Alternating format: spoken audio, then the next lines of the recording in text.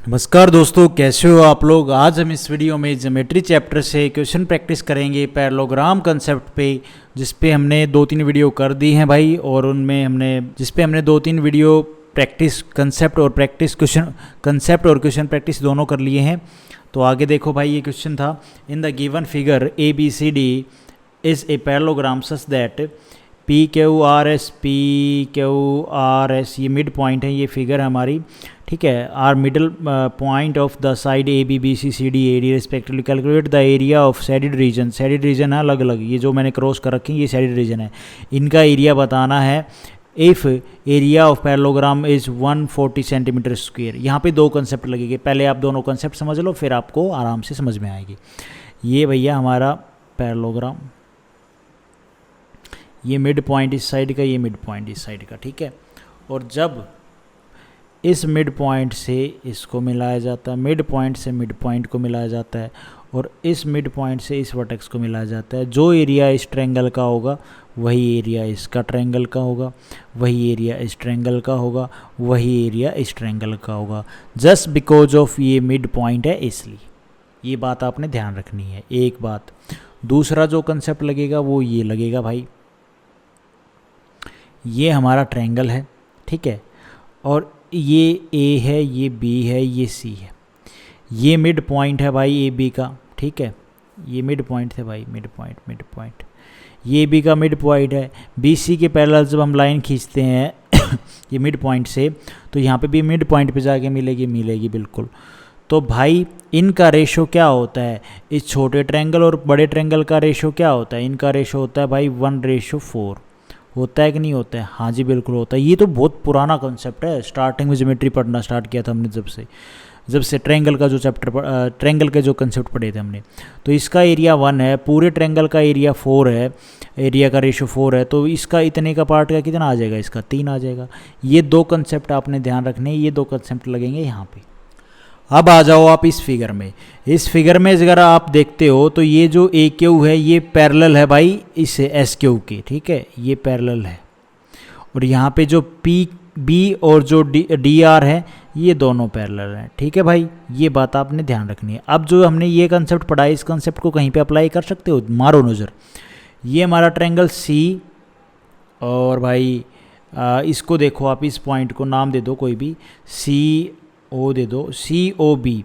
इसमें अगर आप देखो इस रेखा पे ये मिड पॉइंट है, तो भैया ये जो लाइन खींची गई है ये पैरेलल किसके, मैंने अभी आपको बताया, जो पी बी है वो पैरेलल है डी आर के। तो ये जो लाइन गई है ये इसकी पैरेलल है, तो ये भी तो भैया इसकी पैरेलल होगी कि नहीं होगी। तो ये मिड पॉइंट था, तो ये जहाँ पे काटेगी ये भी इस ओ सी का मिड पॉइंट हो गया। तो इस ट्रायंगल और इसका एरिया बता सकते हो आप, हाँ भाई इसका हो जाएगा 1 इस कंसेप्ट से, और इसका हो जाएगा भाई कितना, 3। कोई दिक्कत वाली बात नहीं है, इसका हो गया 1।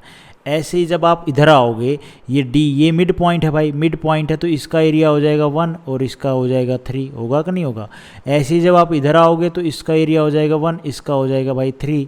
और ऐसे ही जब आप इस ट्रायंगल को देखोगे, क्योंकि ये मिड पॉइंट है, ये चारों साइड में मिड पॉइंट है, तो ये लाइन पैरेलल है, तो इसका एरिया 1 होगा, तो इसका कितना हो जाएगा भाई 3, होगा कि नहीं होगा भाई। हाँ, अब हमारा बच गया ये भीतर अंदर वाला जो पार्ट है, इसका एरिया अगर हमें पता और चल जाए तो बस हमारा क्वेश्चन तो हो गया सोल्व भाई आराम से। अब हमने लगाना है ये वाला कंसेप्ट, ये वाला तो लगा दिया। अब ये वाला कंसेप्ट लगाने के लिए आपको ये रेखाएं देखनी है इस फिगर में। ये वाली रेखा, ये मिड पॉइंट है, मिड पॉइंट से अगर आप एक किस्म से इसको डॉटेड लाइन खींच लो, मिला लो मिड पॉइंट में, ठीक है। मैंने आपको क्या बताया, जो एरिया इसका होगा, जो एरिया इसका होगा, इसका होगा, इनका सबका बराबर होगा। ये एरिया यहाँ पे, ये फिगर मेजर करो, ये वाला, ये रेखा गई मिड पॉइंट में मिली, फिर ये रेखा मिड पॉइंट से मिली, फिर ये रेखा, तो जो एरिया इसका होगा, इस ट्रायंगल ए बी पी का, वही एरिया ट्रायंगल इसका होगा पी बी, और जो यहाँ से ये मिड पॉइंट है आर, इसका, ये जो डॉटेड लाइन खींची मैंने मिला, इसका एरिया, और वही एरिया इसका होगा, वही एरिया इसका होगा, होगा कि नहीं होगा। हाँ जी। तो आप कह सकते हो कि जो इसका एरिया होगा वो एरिया इसका और इसका मिला के, इसका मिला के डबल हो जाएगा भाई। भाई इसका अगर एरिया 1 है तो इसका और इसका मिला के इसका भी 1 होगा, इसका भी 1 होगा, इसका भी 1 होगा। तो इस पूरे का इस ये जो हमारा रेक्टेंगल बन गया है, इसका एरिया आप बता सकते हो, इसका भाई 1 है और 1 है मिल के 2 हो गया। तो ऐसे ही यहाँ से आपने इतनी सी बात समझनी थी, वो पकड़ गए तो ठीक है। अब इसका एरिया हमने निकाल रखा है, ट्रायंगल का एरिया का रेशियो, ये 1 है, ये 3 है, ये 1 है, कितना हो गया total 5। Triangle A B P का एरिया हो गया 5। तो इस पूरे रेक्टेंगल का ये जो छोटा सा, जो मैंने अभी आपको डॉटेड लाइन खींच के इस कंसेप्ट के हिसाब से बताया, इसके हिसाब से इसका एरिया आप बता सकते हो कितना होगा। भाई इसका एरिया होगा, इसका होगा 5, इसका होगा 5, तो टोटल कितना हो गया 10 हो गया। हाँ जी 10 हो गया। और इसका होगा 5, होगा कि नहीं होगा जी, बिल्कुल होगा। अब इसके ये टोटल 10 है, 10 में से ये 3 ये चला जाएगा, 3 ये चला जाएगा, तो 10 में से आप 3 और 3 कितना हो गया भैया 6 घटा दो, तो ये जो अंदर का है इसका पोर्शन का एरिया कितना आ गया भाई 4 आ गया। ठीक है, अगर आप इतनी बात समझ में हो, अगर आप इतनी बात समझ गए हो तो भैया ओके है बात, नहीं तो फिर ओके नहीं है। अब आप ये देखो भैया, ये 5 10 5 मिलके 5 पूरा 10 पूरा 5 मिलके इस हमारे पैरेललोग्राम का एरिया निकल आया। हाँ जी, ये आ गया टोटल 20, और 20 की वैल्यू हमें बोल रखी है 140। भाई ये तो हमें गिवन है ना एरिया, तो 20 की वैल्यू किसके बराबर है भाई, 20 की वैल्यू बराबर है 140 की। ये काट दो, 1 की वैल्यू कितनी आ गई भाई 7। हमें किसकी क्या निकालना था, हमसे शेडेड रीजन का एरिया निकालना था ना। तो शेडेड रीजन कौन सा है हमारा, ये शेडेड रीजन है। तो इनको काउंट करो, 1 2 और 4 6 7 8 का हमें निकालना है एरिया। ठीक है, शेडेड रीजन का। तो 1 की वैल्यू 7 है, तो 8 की वैल्यू में भी 7 की मल्टीप्लाई करो, 7 8 56 इनका एरिया निकलेगा शेडेड रीजन का। ये इस क्वेश्चन का आंसर बन जाएगा, ए ऑप्शन हमारा यहाँ पे ठीक है। उसके बाद है भाई ये question, in the given figure A B C D is a parallelogram. और पैरेललोग्राम की मैंने आपको प्रॉपर्टी बताई हैं, आप याद कर लो एक पैरेललोग्राम की प्रॉपर्टी क्या होती हैं। और पैरेललोग्राम स्क्वायर को भी बोल देते हैं, रेक्टेंगल भी एक तरह का पैरेललोग्राम है, लेकिन उनकी प्रॉपर्टी अलग अलग हैं पैरेललोग्राम होने की। ये बात आप समझने की कोशिश करो, हर एक कंसेप्ट को अलग अलग अच्छे से पढ़ो भाई। If the area of triangle A x, कहाँ है एक्स पॉइंट है हमारा भाई, मुझे तो कहीं दिख नहीं रहा। ए एक्स क्यों, बीच वाले पॉइंट का तो नामकरण ही नहीं किया, ये पी है भाई, ये क्यू है, तो ये हो जाएगा हमारा ए एक्स क्यू। इसका एरिया हमसे बोल दिया 15। एरिया ऑफ जो पैरेललोग्राम नहीं है, देखो क्या बोल रहा है, ए वाई, वेयर इज़ वाई, तो वाई ये वाई हो जाएगा भाई, ए वाई पी और बी, ए वाई पी बी। ये हमारा वैसे ट्रायंगल ही बना, कहाँ पैरेललोग्राम बना है ये, चलो ये नामकरण बोल दिया। ये एक्स है, ये वाई है और ये जेड है, ठीक है। और इसने बोला है कि भाई क्यू, ये देखो क्यू वाई पी बी, इसका एरिया हमसे बोल दिया 7 सेंटीमीटर। ये क्यू था, मैंने ये समझ गया, क्यू वाई पी का एरिया 7 सेंटीमीटर है। सी जेड और पी का इसका area 4 centimetre. Find the shaded region का एरिया हमने निकालना है, तो इसमें निकाल देंगे एरिया, कुछ ज़्यादा मंत्र तो नहीं है। क्या लगता है आपको, यहाँ पे हम जो ये शेडेड रीजन है ना, इसको मान लो आप के मान लो, कुछ और मान लो, एक्स तो मत मानो, क्योंकि यहाँ पे एक्स और वाई हम किसी और को मानेंगे। इसको आप मान लो पप्पू चलो के ही मान लो यार, के मान लिया इसका, ठीक है, शेडेड रीजन का एरिया। ये यहाँ पे ना एक्चुअली क्या हो रहा है, आप ये देखो, ये जो शेडेड रीजन है ये कौन से ट्रायंगल में आ रहा है, ठीक है। अगर आप देखोगे यहाँ पे इसको, इस ट्रायंगल को, ट्रायंगल ये ट्रायंगल और ये ट्रायंगल डी क्यू सी को, इसमें से हम यहाँ पे 2 चीज़ें लग रही ना। एक तो ये देखो भैया, ये मिड कोई भी पॉइंट है, इसका जो एरिया है वो इनके एरिया के बराबर होगा। दूसरा, अगर आप ये देखो, बात तो वही होगी ना, ये देखो, इसका जो एरिया वो इसके एरिया के बराबर होगा। हमें क्या करना है कि ये जो ट्रायंगल है ना, इसमें से हमें तो सिर्फ ये ट्रायंगल डी पी और इसको देखो ए को, इसमें ये जो ट्रायंगल है इसका जो एरिया होगा वो इसके और इसके सम के बराबर होगा।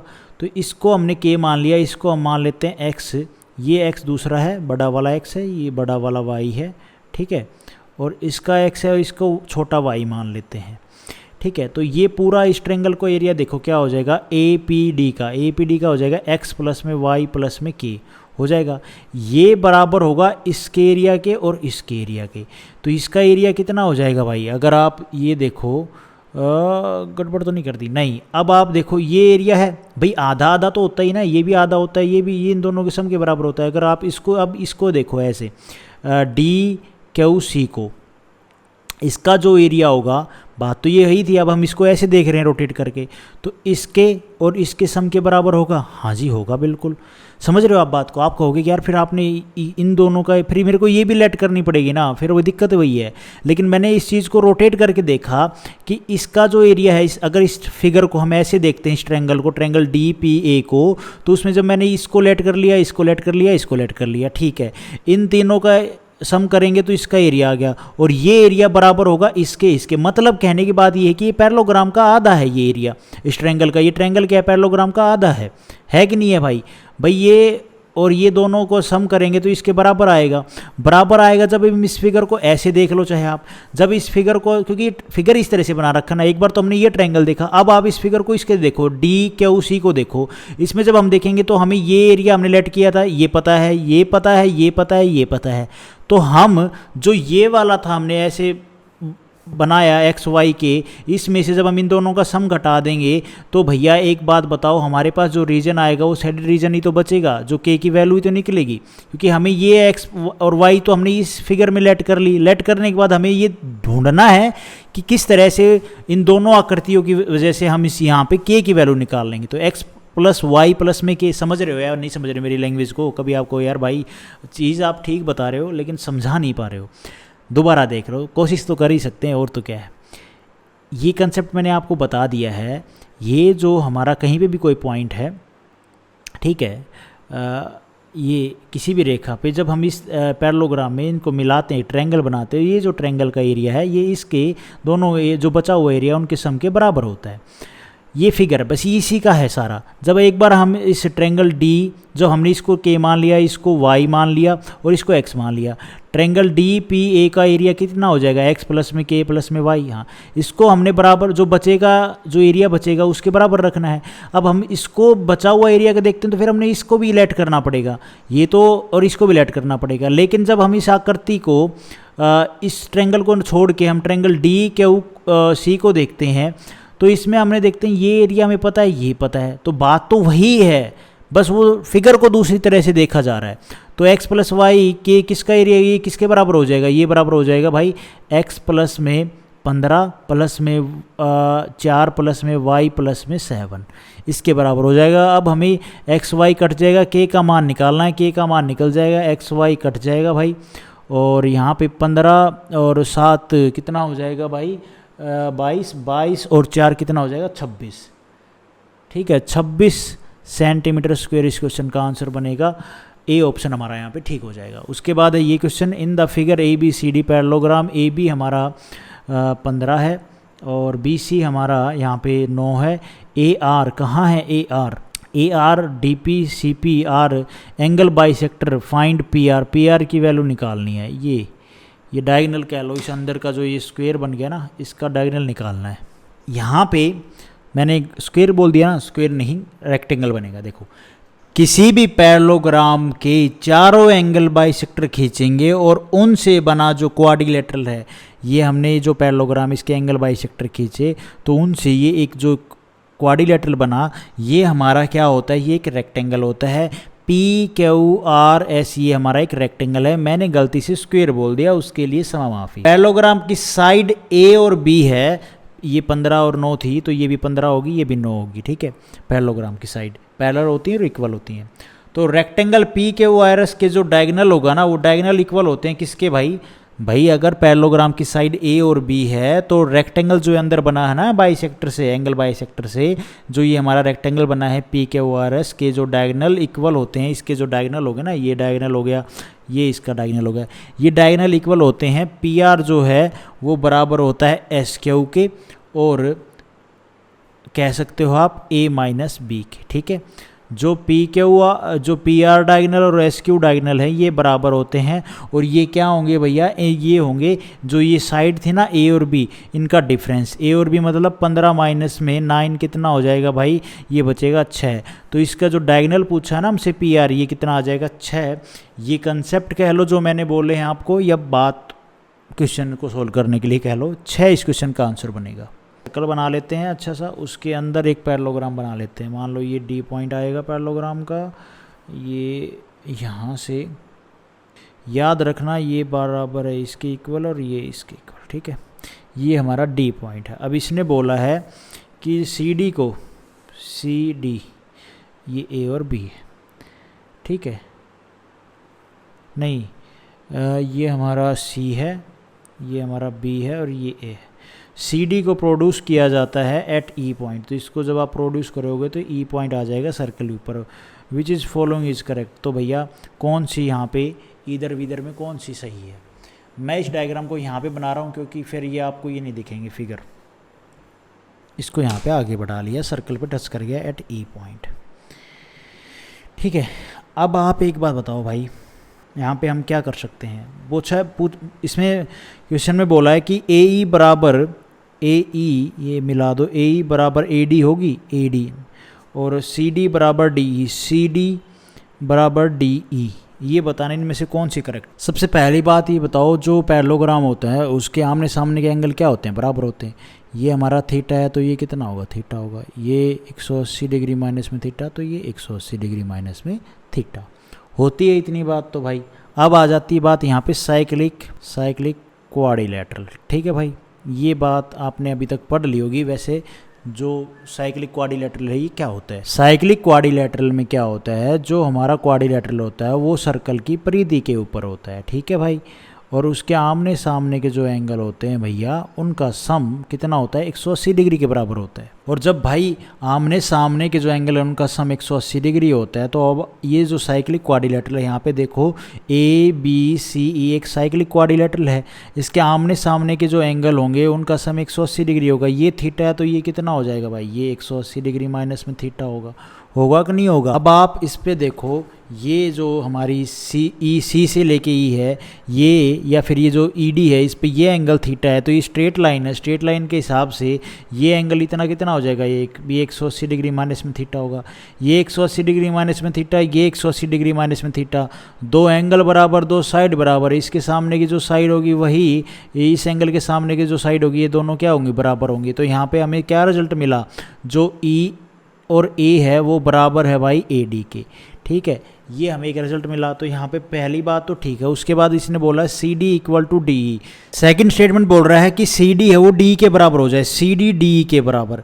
तो यहाँ पे यार ये कोई मिड पॉइंट थोड़ी नहीं बन रहा है, यहाँ पे कोई रिलेशन भी नहीं बन रहा कि भाई यहाँ पे ये मिड पॉइंट बन जाए डी। तो ऐसा तो कुछ नहीं बन रहा है। तो यहाँ पे ये ऑप्शन, ये जो सेकंड स्टेटमेंट है ये गलत है। हमारी ओनली ए ऑप्शन हमारा यहाँ पे ठीक होगा, ओनली वन स्टेटमेंट। तो आज हम इस वीडियो में गाइस इतने ही क्वेश्चन करते हैं। नेक्स्ट वीडियो में आप बाकी करेंगे। Thank you so much. Video आपको ठीक लगी तो लाइक करना, चैनल पर नए हो तो सब्सक्राइब करना।